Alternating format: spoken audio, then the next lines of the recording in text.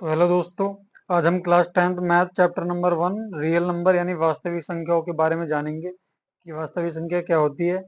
इसकी पार्ट 1 हमने video upload कर दी है, लेकिन किसी वजह से वो वीडियो अच्छी नहीं बन पाई है और इसलिए ये हम पार्ट दोबारा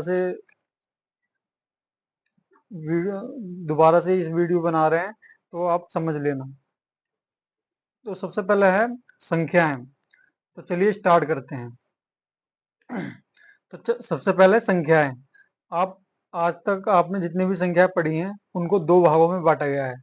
सबसे पहले है काल वास्तविक संख्याएं और दूसरा है काल्पनिक संख्याएं। तो वास्तविक संख्याएं हैं तो उसे ही हम पढ़ेंगे, ठीक है। तो जितनी भी संख्या आपने देखी है वो सारी वास्तविक संख्या कहलाती हैं।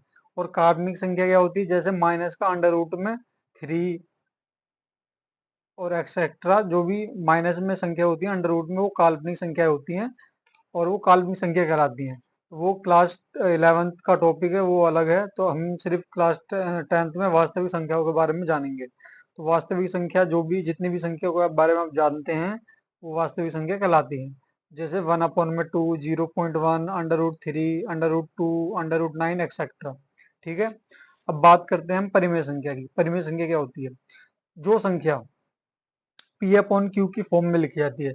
मतलब यहाँ पे बट्टे का साइन, ऊपर भी संख्या और नीचे भी संख्या, और जहाँ Q डज नॉट इक्वल 0 हो, यानी Q 0 नहीं होना चाहिए।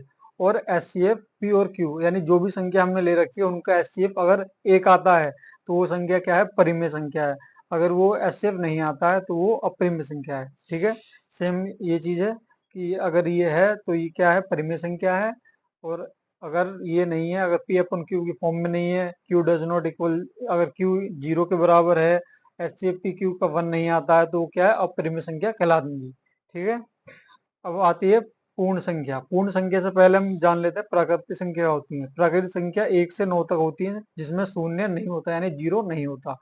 और पूर्ण संख्या वो होती है जिसमें सभी प्राकृतिक संख्याओं में 0 जोड़ देते हैं, तो वो पूर्ण संख्या कहलाती है। इंटीजर्स क्या होते हैं?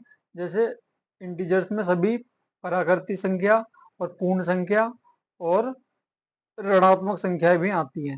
जैसे -2, -1, 0, 1 2 3 4 5, ये अनंत तक जाती हैं और ये माइनस अनंत तक जाती हैं।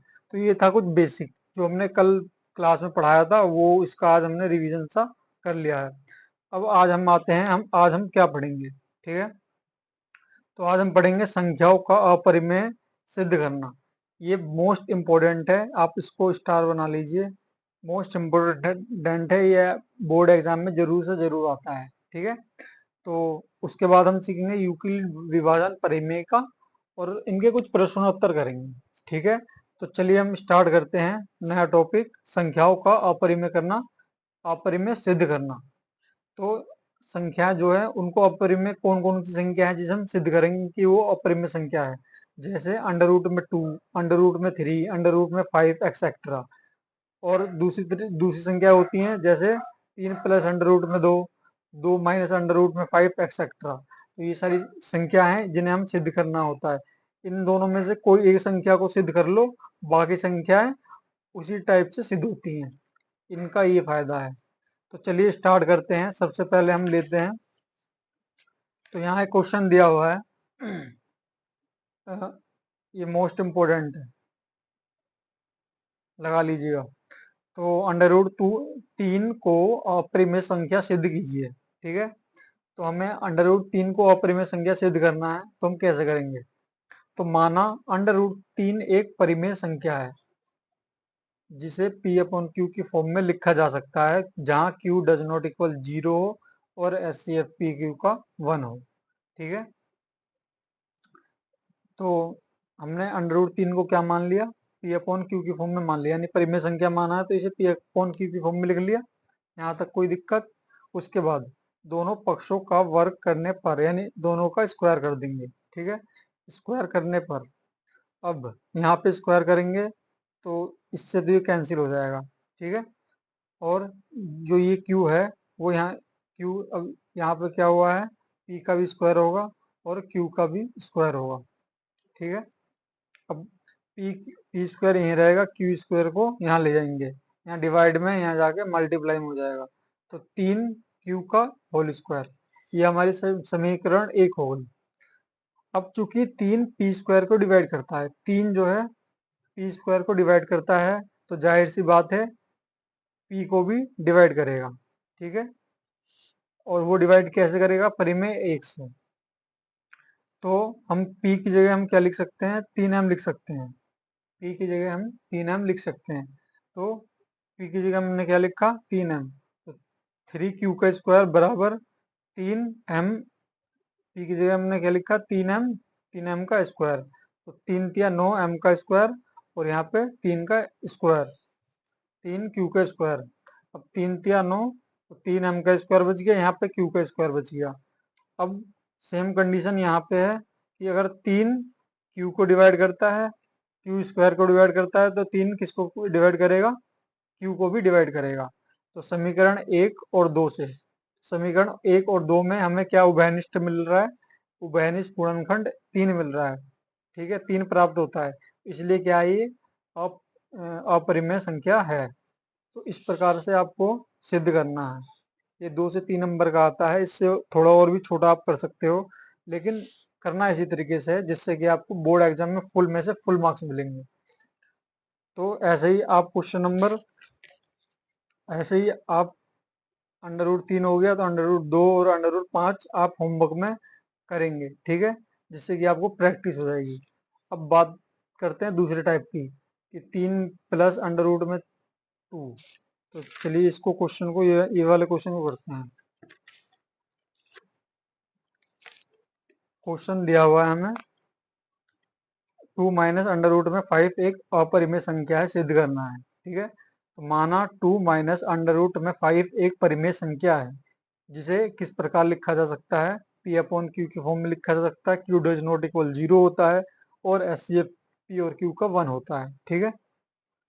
तो 2 माइनस √5 बराबर p अपॉन क्यू की फॉर्म में, मतलब इसे हमने परिमेय संख्या माना, तो हम इसको इस फॉर्म में लिख सकते हैं। अब हम √5 को सेपरेट कर लेंगे, क्योंकि हमें क्या पता है √5 क्या एक अपरिमेय संख्या है, तो उसको हम अलग कर लेंगे। तो √5 यहाँ जाएगा, ये यहाँ जाएगा, तो 2 माइनस पी अपॉन क्यू, और √5 यहाँ हो जाएगा। ये हमारी समीकरण 1 हो गई।